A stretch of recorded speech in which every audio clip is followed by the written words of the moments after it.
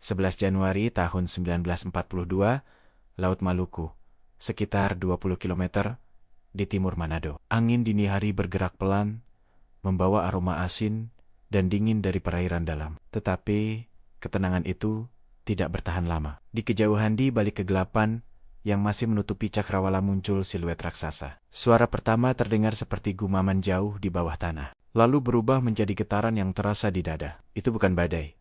Itu mesin kapal perang. Jam menunjukkan jam 2:15 ketika armada pendarat Jepang Sasebo Combined Landing Force memasuki posisi. Ratusan marinir berdiri di atas geladak kapal transport seperti Sanyo Maru, Kuretake Maru, dan Hokoku Maru. Lampu merah redup menerangi wajah mereka yang tegang. Di tangan, senapan Arisaka Type 99 dengan bayonet terpasang. Komandan operasi, Kolonel Kiyotake Kawaguchi, berdiri di jembatan komando kapal perusak pengawal. Ia tidak berbicara, hanya menatap garis pantai Sulawesi Utara yang masih gelap seperti lembaran tinta. Di belakangnya, pasukan cadangan memeriksa perlengkapan granat, kompas, ransel, peta pantai Kema Manado yang berkibar pelan diterpa angin laut. Di atas mereka langit tidak sepenuhnya gelap. Sesekali, cahaya samar dari pesawat tempur Mitsubishi A6M0 melintas, menutup peluang pengintaian Keni-50 Jepang sudah menguasai udara,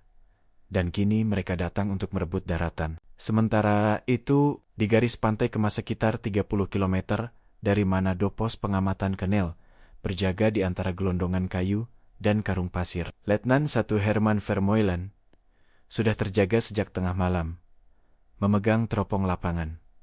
Matanya menyapu permukaan laut, tetapi justru ketenangan laut itu yang membuatnya gelisah. Laporan dari Ambon seminggu sebelumnya memperingatkan bahwa Jepang dapat menyerang Sulawesi Utara kapan saja. Dan malam itu, Vermeulen merasakan sesuatu di udara seperti bisikan ancaman yang dibawa ombak. Ada yang salah, gumamnya. Di belakangnya, Sersan Mahmud Patirajawana memeriksa senapan Mannlicher M95. Mereka datang, tanyanya.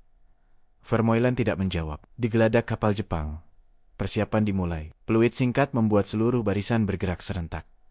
Tangga tali diturunkan ke parahu-parahu. Pendarat, mesin perahu hidup satu persatu, gemuruh rendah memecah keheningan. Operasi amfibi pertama di Asia, bisik seorang marinir muda. Dan kita yang membuka jalan. Temannya hanya menepuk helm Type 90 sebelum melompat ke perahu. Gelombang pertama akan merebut pantai Kema, menghancurkan pertahanan Keniel, dan membuka jalan bagi gelombang berikutnya. Jam 02:38, ratusan perahu pendarat mulai bergerak membentuk garis panjang gelap menuju daratan. Dari jauh, lampu-lampu desa masih berkedip. Belum menyadari bahwa dalam hitungan menit, mereka akan menjadi saksi salah satu operasi pendaratan paling berani di Asia Tenggara. Angin malam membawa suara mesin yang kini semakin jelas. Dan akhirnya, Letnan Vermeulen mendengar apa yang ia takutkan sejak tadi. Ia menurunkan teropongnya perlahan.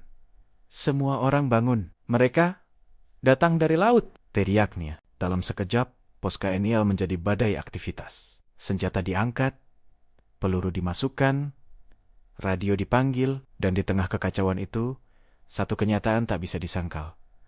Pendaratan Jepang di Manado sudah dimulai. Ombak semakin keras menghantam pasir ketika gelombang pertama perahu pendarat Jepang masuk ke jarak tembak. Langit mulai memucat. Namun kegelapan masih cukup untuk menyembunyikan wajah siapapun yang bergerak di atas pasir. Jam 03,1. Perahu-perahu itu sudah cukup dekat, hingga suara mesin mereka tidak lagi terdengar sebagai gumaman jauh, melainkan aungan kasar yang menusuk telinga para prajurit Kaniliang, berjaga di parit pertahanan. Letnan Vermeulen mengangkat tangan, memberi aba-aba ke seluruh pos di garis depan. Tahan tembakan, tunggu sampai mereka terlihat jelas, bisiknya. Nafasnya terasa dingin, seperti membeku saat keluar. Mahmud di sebelahnya merapatkan pantat senapannya ke bahu. Mata fokus pada garis gelap di atas air. Lalu, dari balik ombak yang bergulung, muncul perahu pertama. Dan kemudian, satu lagi, dan satu lagi puluhan. Terlalu banyak. Cahaya redup dari pantai akhirnya cukup untuk memperlihatkan siluet helm baja Jepang mereka sudah sangat dekat. Tiba-tiba cahaya kuning meledak dari sisi kiri pos KNIL. Sebuah mortir Jepang yang ditembakkan dari kapal pengawal jatuh sekitar 300 meter di belakang garis pantai, mengguncang tanah dan menerbangkan pasir ke udara. Dentumannya memantul keras, menggetarkan dada para prajurit. "Tembak!" teriak Vermeulen. Dalam sekejap, garis pertahanan Kanil meletuskan peluru. Kilatan moncong senapan Mannlicher M95 menghiasi parit, memecah kegelapan seperti kilat kecil. Peluru-peluru pertama menghantam air di sekitar perahu, menciptakan cipratan besar. Sebagian mengenai badan perahu, membuat beberapa marinir Jepang terjatuh. Tetapi, formasi Jepang tidak goyah. Mereka terus maju. Barisan perahu tersusun rapi, disiplin, seolah ditempa selama berbulan-bulan hanya untuk momen itu. Di perahu paling depan, seorang perwira Jepang berdiri tegak sambil berpegangan pada sisi perahu. Begitu pantai terlihat jelas, ia mengacungkan pedang shingun ke depan. Isenkeo sergap cepat. Perahu-perahu langsung mempercepat laju. Gelombang mulai memukul lebih keras ketika perahu-perahu pertama menggores pasir dan berhenti mendadak. Marinir Jepang melompat keluar tanpa ragu. Sepatu bot, mereka menghantam air dangkal yang berputar liar akibat tembakan Kanil. Mereka tidak bersembunyi. Mereka langsung berlari. Deru trompet singkat dari belakang garis Jepang terdengar. Dan sekelompok marinir dengan senapan arisaka dan granat Type 97 bergerak dalam formasi yang sangat rapi menuju parit terdekat. Vermeulen merunduk ketika peluru Jepang mulai membalas tembakan. Pasir di depan wajahnya meledak kecil, terkena tembakan entah dari mana. "Turun, turun," serunya. Tetapi bahkan ketika ia berseru, suara tembakan semakin cepat. Jepang menekan dari arah depan dan kiri, memaksa prajurit Kanil untuk menunduk lebih rendah di balik karung pasir. Sementara itu, di sisi kanan garis pertahanan, Mahmud melihat sekelompok marinir Jepang mencoba menyelinap melalui cekungan pantai untuk menyerang dari samping. Ia mengangkat senapan, menahan napas, dan menembak. Satu marinir terjatuh. Yang lain membalas dengan rentetan tembakan otomatis dari senapan ringan Type 96 yang membuat Mahmud merapat ke tanah. Perahu-perahu berikutnya mendarat dengan cepat. Kini jumlah pasukan Jepang yang mengalir ke pantai seperti gelombang tanpa akhir. Mereka bergerak cepat, akurat, dan sama sekali tidak tampak ragu. Ini bukan pendaratan dadakan ini, operasi yang telah dilatih dengan disiplin brutal. Mortir Jepang mulai jatuh lebih dekat. Salah satunya menghantam bagian tengah garis pertahanan Kanil, menghancurkan karung pasir, dan membuat dua prajurit terpental beberapa meter. Teriakan meminta bantuan menggema di tengah suara tembakan. Vermeulen berlari menunduk melalui parit, membantu menyeret prajurit yang terluka ke belakang. "Bertahan, jangan biarkan mereka menembus parit utama." Namun ketika ia menengok ke garis pantai, ia melihat sesuatu yang membuat jantungnya jatuh. Sementara pasukan gelombang pertama Jepang mendesak maju, gelombang kedua sudah bersiap turun dari kapal transport, jumlah yang lebih besar lagi. Dengan setiap menit yang berlalu, tekanan meningkat. Jepang tidak hanya mendesak maju, mereka mendorong dengan kekuatan penuh, memaksa Kanil bertahan pada posisi yang makin rapuh. Dan di antara dentuman mortir, kilatan tembak, dan teriakan perintah, satu kenyataan mulai muncul. Garis pantai Kema mungkin tidak akan bertahan lama. Tetapi Vermeulen dan anak buahnya tidak memiliki pilihan selain berjuang sampai titik terakhir. Fajar mulai menembus langit. Sedikit demi sedikit mengungkapkan neraka kecil yang telah dimulai di pantai itu. Dan pendaratan Jepang baru memasuki fase paling mematikan. Fajar yang mulai naik tidak membawa kelegaan, justru mengungkapkan betapa gentingnya situasi pasukan KNIL. Cahaya oranye tipis menyapu pantai Kema, memperlihatkan puluhan perahu pendarat Jepang yang kini terdampar seperti kerang besi di sepanjang garis pasir. Marinir Jepang terus mengalir keluar, membentuk gelombang manusia bersenjata yang tampak tak berujung. Teriakan komando berbahasa Jepang memantul dari air, bercampur suara logam, langkah cepat, dan tembakan yang tidak henti-hentinya. Letnan Vermeulen kembali ke parit depan setelah menyeret prajurit terluka. Baru beberapa detik ia menunduk. Sebuah peluru menghantam karung pasir di hadapannya, mengoyak goni, dan menumpahkan pasir ke wajahnya. Ia menyeka dengan cepat, lalu mengintip keluar. Kini ia bisa melihat mereka dengan jelas. Marinir Jepang dengan bayonet terpasang, helm baja mengilap di terpa cahaya fajar. Sebagian membawa senapan arisaka, sebagian lainnya menggendong senapan ringan Type ke-96. Mereka bergerak cepat, rendah, dan disiplin tepat, seperti yang ditakutkan oleh setiap perwira Belanda sejak awal perang. "Mahmud, mereka mulai belok ke kanan. Mereka mencoba mengepung," teriaknya. Mahmud mengangguk, menembak 2 kali. lalu menunduk ketika peluru Jepang menghajar sisi parit. "Kita harus tahan dulu, Letnan," serunya. Napas berat di tengah kepulan asap. Dentuman keras terdengar dari belakang garis KNIL. Mortir Jepang kembali mendarat kali. Ini jauh lebih dekat, hanya sekitar 40 meter dari parit utama. Ledakannya mengirimkan hujan pasir, pecahan kayu, dan bau mesiu yang pekat. Salah satu prajurit Kenneth menjerit ketika serpihan menghantam kakinya. Vermeulen mencoba merangkak menuju arah jeritan itu. Tetapi rentetan Type 96 menghajar daratan tepat di depan wajahnya, memaksanya diam di tempat. Jarak antara kedua sisi kini semakin pendek. Marinir Jepang sudah cukup dekat untuk terlihat jelas saat mereka mengacungkan tangan, memberi aba-aba. 3 di antaranya melompat ke sebuah cekungan tanah yang tidak terlalu dalam. Lalu tiba-tiba akrek. Peluru dari M95 Mahmud menghantam salah satu dari mereka. Namun 2 lainnya tetap melaju dan dengan cepat melempar granat.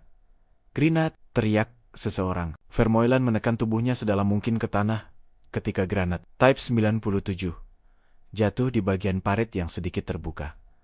Ledakannya memekakan telinga, ombak tekanan menghantam dada, membuat telinga berdenging panjang. Ketika asap menghilang, Vermeulen mengangkat kepala, sebagian parit hancur, dan 3 prajurit yang tadi berada di sana sudah tidak bergerak. Melihat celah itu, marinir Jepang segera menyerbu maju. Mereka menuruni cekungan kecil di depan parit dan melompat langsung ke posisi KNIL yang jebol. Teriakan meledak dari kedua sisi. Perang berubah menjadi pertarungan jarak dekat bayonet, popor senapan, tinju, apapun yang bisa digunakan. Mahmud menembak satu marinir dari jarak 2 meter. Tetapi sebelum ia sempat mengokang ulang, seorang marinir lain menerjangnya. Mereka berdua jatuh berguling di dalam parit, berebut senapan. Vermeulen melihatnya, berlari sekencang mungkin sambil mengacungkan bayonet. Ia menancapkan bayonet Arisaka musuh yang tergeletak di tanah ke punggung marinir tersebut, menarik Mahmud dengan paksa. "Bangun! Bangun! Mereka masuk dari semua sisi!" Mahmud terenggengga, wajahnya penuh debu, tetapi ia berdiri lagi. Kini pasukan Jepang sudah benar-benar menembus parit tengah. 7 atau 8 marinir bergerak cepat ke dalam jalur sempit parit KNIL, menembak dan menebas dengan kecepatan mengerikan. Vermeulen melihat prajuritnya mundur sedikit demi sedikit. Ia tahu apa artinya ini. Jika parit utama jatuh, seluruh posisi pantai akan runtuh. Di sisi kiri, suara klakson panjang terdengar dari perahu Jepang. Itu adalah sinyal gelombang ketiga mulai mendarat. Lebih banyak pasukan, lebih banyak tekanan. Tidak ada jeda. Mustahil menahan mereka di pantai. Vermeulen mengetuk bahu Mahmud, memberi isyarat untuk mundur ke posisi kedua yang lebih tinggi di belakang pohon kelapa dan parit kecil cadangan. "Kita tarik mundur. Sekarang, semua orang ke belakang, ke belakang." Prajurit KNIL bersisa berlari sambil menembak acak untuk menahan laju Jepang. Tetapi marinir Jepang tidak hanya mengejar mereka, menekan dari 3 sisi sekaligus, seperti aliran air yang mencari setiap celah. Parit kema telah jebol, dan pertempuran baru saja memasuki fase yang jauh lebih berbahaya. Vermeulen dan anak buahnya berlari melintasi pasir basah, meninggalkan parit kema yang kini telah dikuasai marinir Jepang. Asap hitam tipis mengepul dari titik-titik ledakan, sementara suara teriakan perintah Jepang terus menggema di belakang mereka. Peluru menghantam batang pohon kelapa dan memecahkan tanah di sekitar kaki mereka. Udara pagi yang seharusnya sejuk kini terasa panas oleh gesekan peluru yang melesat. Mahmud memegang bahu seorang prajurit muda yang terluka di lengan, menyeretnya sambil terus menoleh ke belakang untuk menembak sekadarnya. "Ayo, jangan berhenti!" seru Vermeulen, napasnya terengah. Jalur mundur tidak mudah. Pantai kema memiliki beberapa gundukan pasir dan belukar pantai yang bisa digunakan sebagai perlindungan. Tetapi jaraknya terlalu terbuka. Di belakang mereka, marinir Jepang bergerak cepat, mengisi parit-parit yang telah direbut dan memperluas posisi. Mereka melepaskan tembakan terarah, rapi, tanpa jeda, tanda latihan dan disiplin yang superior. Ketika pasukan KNIL akhirnya mencapai dataran yang sedikit lebih tinggi, Vermeulen memberikan isyarat untuk berhenti sebentar. "Ambil napas, cek amunisi," katanya. Napas semua orang berat, dada naik turun cepat akibat adrenalin yang memuncak. Mahmud membuka kotak amunisi kecil yang tersisa di ikat pinggangnya. "Peluru tinggal 6, Letnan," katanya lirih. 2 prajurit lain menunjukkan kondisi serupa. "Tidak ada waktu," untuk mengeluh. Mereka masih harus mencapai pos cadangan yang berada sekitar 400 meter ke selatan sebuah parit kecil yang dibangun tergesa-gesa seminggu sebelumnya. Tidak sekuat parit utama, tapi setidaknya bisa memberi perlawanan sementara. Belum sempat mereka bergerak lagi, suara raungan pesawat terdengar dari utara. Semakin lama semakin keras. Vermeulen menengadah dan matanya membelalak. "Zero! Berlindung!" teriaknya. Dua pesawat tempur Mitsubishi A620 menyapu pantai, menukik rendah. Dalam sekejap, rentetan tembakan dari senapan mesin sayap menghujani jalur mundur Kenel.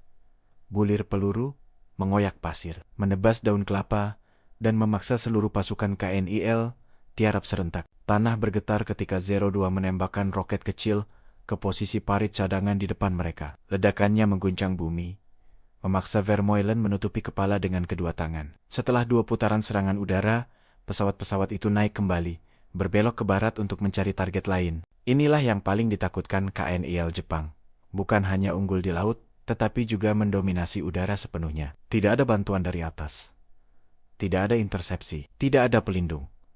Vermeulen bangkit perlahan, menyingkirkan pasir dari wajahnya. "Kita harus terus bergerak sebelum mereka mendaratkan mortir ke sini," katanya. Para prajurit bangkit dengan wajah penuh debu dan keringat, lalu melanjutkan pelarian teratur menuju parit cadangan. Tiba di sana, mereka mengambil posisi. Struktur parit itu sederhana. Galian tanah sedalam hampir 1 meter, diperkuat papan bekas, dan beberapa karung pasir. Namun, dari titik ini, mereka memiliki pandangan yang lebih jelas ke jalur pantai. Sebuah keuntungan kecil yang harus dimanfaatkan. Tak butuh lama sebelum marinir Jepang muncul di bawah, mereka mendaki bukit kecil dengan formasi renggang, memanfaatkan beta-beta besar dan vegetasi tipis untuk bergerak. Mereka tidak terburu-buru. Tekanan mereka konstan, disiplin, dan mematikan. Beberapa berhenti sesaat untuk menembakkan Arisaka ke arah parit cadangan, memaksa KNIL menunduk. Bidik hanya yang terlihat jelas, seru Vermeulen. "Hemachi peluru." Mahmud menemukan posisi tembak yang cukup baik di balik batang pohon tumbang. Ia menunggu, menahan napas, lalu menembak satu marinir yang mencoba berpindah posisi. Tubuh marinir itu jatuh menggelosor. Namun tak lama kemudian, 2 peluru balik menghantam kayu di depan wajah Mahmud, memaksanya merunduk. Pertempuran berlangsung sengit selama hampir 15 menit. KNIL berhasil menahan 2 serangan kecil, tetapi tekanan Jepang terus meningkat. Dari bawah bukit, terdengar suara-suara baru. Lebih banyak pasukan mendarat dan bergerak maju. Ketika Vermeulen mengintip ke sisi kiri, ia melihat sesuatu yang membuat darahnya membeku. Marinir Jepang mulai bergerak melingkar, mencoba memotong jalur mundur ke Manado. Jika posisi ini jatuh, tidak ada lagi garis pertahanan sebelum kota. Vermeulen menelan ludah, lalu memberi perintah yang paling berat dalam karier militernya. "Kita tidak bisa bertahan di sini. Semua orang, bersiap mundur lagi." Kita bergerak ke arah Tondano melalui jalur hutan. Mahmud menatapnya, seolah menimbang apa ada pilihan lain. Tidak ada. Ini bukan lagi pertempuran untuk menahan pantai. Ini adalah pertempuran untuk tetap hidup dan memberi peringatan kepada Manado bahwa armada Jepang sudah di depan pintu. Pasukan KNIL mulai bergerak meninggalkan parit cadangan. Tidak ada lagi formasi rapi. Yang tersisa hanya kecepatan, kehati-hatian, dan insting bertahan hidup. Jalur hutan yang mereka pilih bukanlah rute resmi militer, lebih seperti jalan setapak yang biasa dipakai warga lokal menuju kebun atau sungai. Akar-akar pohon mencuat seperti perangkap alami. Semak-semak rimbun memukul wajah dan seragam mereka. Tetapi bagi Vermeulen, itu semua lebih baik dibandingkan mati di bukit oleh bayonet Jepang. "Cepat! Jangan berhenti!" seru Vermeulen memimpin kelompok dengan kompas kecil yang digantung di lehernya. Matahari mulai naik, dan cahaya keemasan menembus sela-sela pepohonan, menciptakan garis-garis terang yang bergerak di tanah. Udara mulai panas, lembab, dan setiap napas terasa berat. Mahmud berjalan di tengah barisan, membantu menyokong prajurit yang masih terluka dari pertempuran pantai. Sesekali mereka berhenti sejenak untuk mendengarkan apakah Jepang mengejar, apakah suara ranting patah itu hewan atau musuh. Jawabannya datang tidak lama kemudian. Tak, tak, tak, tak. Rentetan tembakan Arisaka terdengar dari kejauhan, diikuti suara teriakan pendek, cepat, dan dalam bahasa Jepang. Marinir sudah memasuki jalur hutan. Mereka tidak memberi waktu bagi Kendil untuk bernapas. Terus maju, seru Vermeulen. Mereka lebih banyak dari kita, jangan biarkan mereka melihat kita berhenti. Medan semakin sulit. Jalan berubah menjadi tanjakan licin yang dipenuhi lumut. Prajurit muda yang luka di lengan tergelincir, hampir jatuh ke dasar jurang kecil jika Mahmud tidak memegang keras seragamnya. Kuat sedikit. Kita hampir sampai ke dataran tinggi, katanya sambil menariknya naik. Di belakang, suara pengejar semakin dekat. Terkadang terdengar samar. Terkadang terasa seperti mereka hanya berjarak 2 atau 3 menit. Sesekali peluru memecah daun di atas kepala, menandakan bahwa marinir Jepang mulai mencoba menembak secara membabi buta ke dalam hutan, berharap salah satu peluru mengenai target. Setelah hampir 100 meter mendaki, Vermeulen mengangkat tangan, memberi isyarat berhenti. Nafasnya terengah-engah. Kita tidak bisa terus begini. Kita perlu menunda mereka sedikit saja atau kita tidak akan keluar dari hutan ini. Hidup-hidup. Ia memandang Mahmud, kau, dan 2 orang di belakang. Cari posisi tinggi di dekat tikungan itu. Tembak beberapa kali, lalu mundur cepat. Kita butuh mereka melambat. Mahmud mengangguk tanpa ragu. Ia memilih 2 prajurit yang tersisa, paling kuat Sersan Willem dan prajurit Indo muda, bernama Karim. Mereka menyelinap ke celah batu besar di sisi kiri jalur, mengambil posisi, dan menunggu. Tidak butuh waktu lama. Suara langkah Jepang mendekat dari bawah cepat, konsisten, dan tidak panik. Siluet mereka akhirnya terlihat dari balik pepohonan. Mahmud memberi oba-oba dengan 2 jari, menunggu sampai musuh benar-benar memasuki titik sempit jalur. Sekarang, 3 tembakan serentak meledak. Marinir pertama terjatuh. Tubuhnya berguling menuruni lereng. Yang lain segera mencari perlindungan, sementara seorang perwira Jepang berteriak memberi perintah. Balasan tembakan datang menghujani batu tempat Mahmud berlindung, memecah serpihan yang terbang mengenai pipinya. Mundur, teriaknya kepada Willem dan Karim.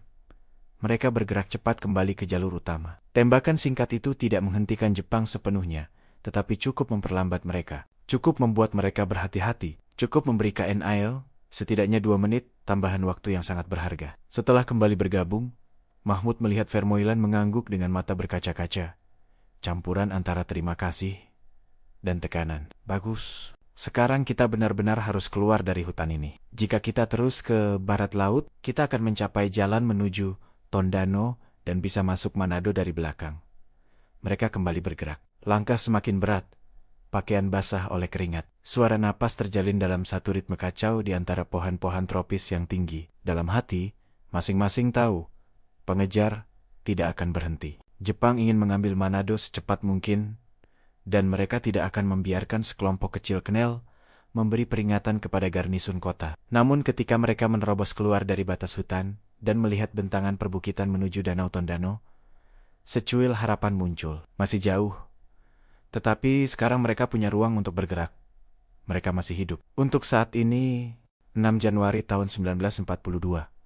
Masih dini hari. Kabut Gunung Manado belum terangkat sepenuhnya ketika Letnan 1 Wayan Subrata mengatur posisi peletonnya di balik pepohonan sagu di tepi jalan menuju Kakas, nafas para serdadu. KNIL terlihat seperti asap tipis di udara dingin. Mereka tahu musuh ada di depan dan jumlahnya jauh lebih besar. Tapi mereka juga tahu satu hal. Bila Jepang berhasil menguasai Kakas sepenuhnya, pendaratan berikutnya akan tak terbendung. Suara sepatu bot menghentak jalan tanah. Cahaya senter dari prajurit Jepang bergerak pelan, berayun dari kiri ke kanan. Wayan mengangkat tangannya, memberi isyarat. Pasukannya campuran serdadu Ambon, Minahasa, dan Jawa menahan napas. Laras senapan, mereka gemetar. Bukan karena takut, tapi karena udara dingin yang menusuk tulang. Saat kolom Jepang berada pada jarak 30 meter, Letnan Wayan berbisik, sekarang, rentetan tembakan meledak serempak. Cahaya moncong senapan menerangi dedaunan. 2 prajurit Jepang tumbang seketika. Sisanya kaget dan membalas dengan kecepatan yang mematikan. Peluru-peluru Type 99 berdesing di atas kepala, memecahkan ranting, menancap pada batang pohon. Aroma mesiu menguasai udara. Pertempuran berlangsung brutal dan jarak dekat. Prajurit KNIL bergeser dari satu pohon ke pohon lain, menembak, berguling, berteriak memberi komando. Namun Jepang merespons dengan disiplin sempurna. Mereka bergerak dalam formasi kecil, menekan sisi kiri posisi KNIL, mencoba mengepung. Geser ke kanan? Mereka mau memotong jalur mundur, teriak Wayan.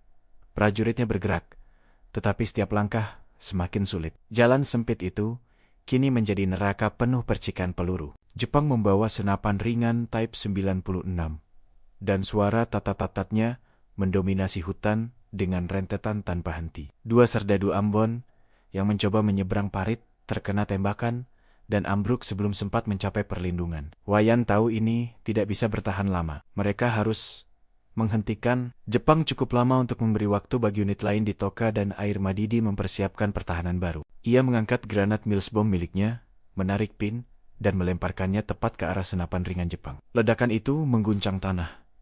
Teriakan terdengar dari arah Jepang. Rentetan senapan ringan berhenti. Sekarang, mundur bertahap, perintah Wayan.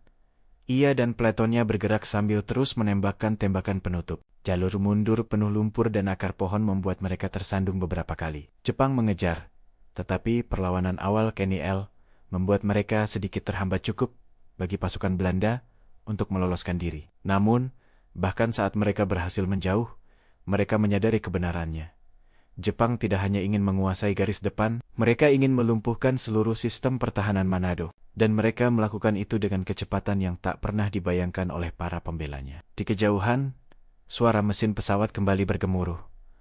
Cahaya pagi mulai muncul. Manado akan menjadi medan perang penuh dalam hitungan jam. Dan apa yang terjadi di Kakas baru permulaan dari sesuatu yang jauh lebih besar dan lebih mengerikan. Cahaya pagi akhirnya menembus pepohonan ketika Letnan Wayan dan sisa pletonnya tiba di pinggiran Mapanget. Dari kejauhan mereka melihat asap hitam membumbung dari arah lapangan udara. Suara dentuman artileri kecil bergema, diiringi lolongan pesawat tipe Mitsubishi A6M0 yang menukik tajam di atas landasan. Ini bukan lagi serangan pendahuluan, ini adalah perebutan penuh. Lapangan udara Mapanget salah satu yang terpenting di seluruh Sulawesi Utara menjadi garis hidup terakhir ANIL untuk mempertahankan Manado. Dan pagi itu, garis itu sedang patah. Di sisi barat landasan, Kapten Peter Van Arendong berjongkok di balik tumpukan drum bahan bakar, sambil memeriksa magasin senapan Louis Gun yang mulai memanas. Serdadu-serdadunya yang tersisa, tak sampai 50 orang, bertahan di posisi-posisi rapuh. Mereka tahu Jepang sudah memasuki perimeter luar, merayap mendekat dengan taktik infiltrasi yang terkenal mematikan. "Zero lagi di kanan, siap tembak," teriak salah satu penembak. Pesawat Jepang melintas rendah, melepaskan rentetan tembakan yang menghantam bara kayu, membuat serpihan beterbangan. Ledakan kecil terdengar saat sebuah drum bensin tertembus peluru dan menyala. Van Arendong menekan pelatuk, dan senapan Louis bergetar keras di tangannya. Peluru-peluru 7,7 mm melintas cepat, mengejar Zero saat pesawat itu menanjak. Tidak mengenai, tapi cukup membuat pilot Jepang mengubah arah. Namun ancaman terbesar bukan dari udara. Dari balik kerumputan tinggi di sisi timur, 6 prajurit Jepang tiba-tiba menerobos sambil berteriak banzai, menembakkan Arisaka Type 38 ke arah garis pertahanan. 2 serdadu KNIL roboh sebelum sempat berlindung. Teriakan memenuhi udara. "Ambil posisi di hanggar. Jangan biarkan mereka memotong landasan," perintah Van Arendong sambil bergerak cepat. Pertempuran berubah brutal. Jepang menolak berhenti walau menghadapi tembakan deras. Mereka merayap, melompat, mengguling gerakan cepat dan presisi, seperti latihan yang diulang ratusan kali. Setiap meter direbut dengan harga darah. Dekat hanggar paling besar, Kopral Marsen Ryupasa menahan napas sambil merapatkan tubuh ke dinding beton. Ia mendengar langkah mendekat. Ketika bayangan prajurit Jepang muncul, Marsen menodongkan pistol Browning High Power dan menembak 2 kali. Tubuh musuh jatuh menyamping, tetapi 3 lainnya muncul dan melepaskan tembakan balasan. Peluru mengenai lengan Marsen, ia merintih, namun tetap meraih senapan rekannya dan menembakkan rentetan cepat sambil menekan luka dengan kain. Darahnya menetes ke lantai hanggar yang sudah penuh jelaga dan pecahan kaca. "Hanggar hampir jebol, mereka masuk dari samping," teriak seorang mekanik yang kini berubah menjadi prajurit dadakan. Van Arendong tahu pertarungan itu tidak bisa dimenangkan. Jepang memiliki jumlah lebih besar, koordinasi lebih kuat, dan dukungan udara yang tak henti. Yang bisa dilakukan Kanel hanyalah menunda, bukan menghentikan. Ketika konvoi kecil Jepang mulai memasuki landasan dari arah selatan, Van Arendong mengeluarkan keputusan paling sulit pagi itu. "Kita tinggalkan lapangan. Mundur ke Tinor."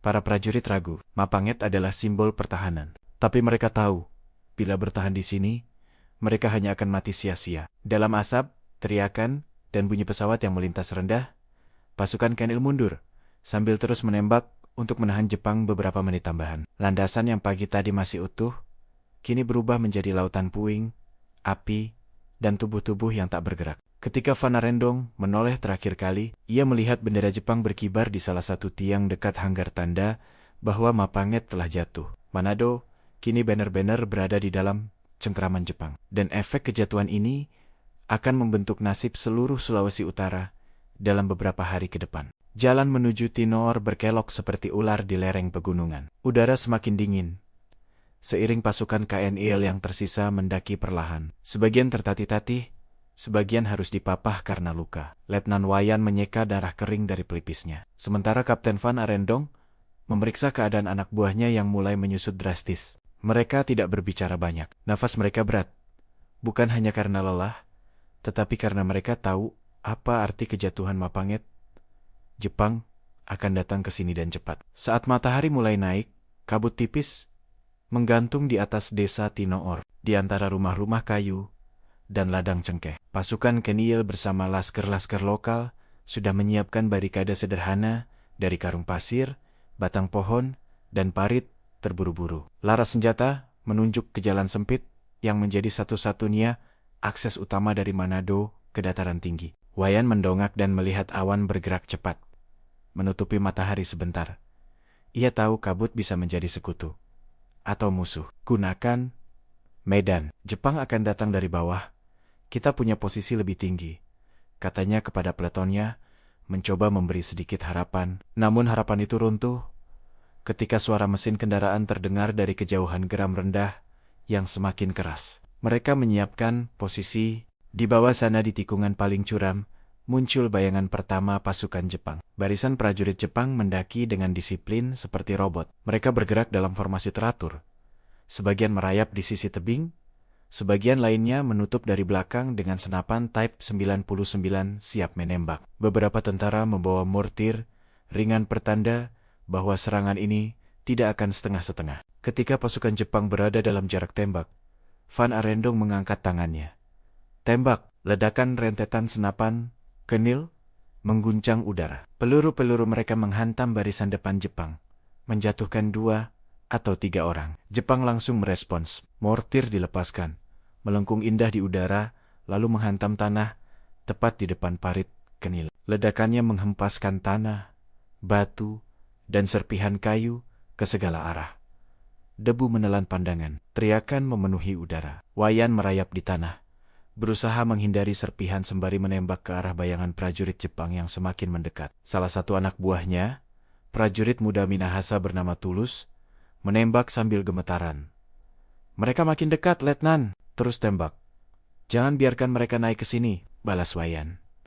Tinor berubah menjadi neraka gunung. Jepang menyerbu dalam gelombang kecil, namun mematikan. Mereka menggunakan pohon-pohon besar sebagai perlindungan, bergerak cepat dari satu titik ke titik lain. KNIL menahan sekuat tenaga, tetapi jumlah Jepang jauh melebihi dugaan. Mortir lain meledak lebih dekat. Van Arendong terlempar ke belakang, dadanya sesak, telinganya berdenging. Tanah dan debu menutupi wajahnya. Ketika ia membuka mata, ia melihat posisinya telah jebol di sisi kanan. Jepang muncul dari celah itu, menembakkan senapan ringan dari jarak menengah.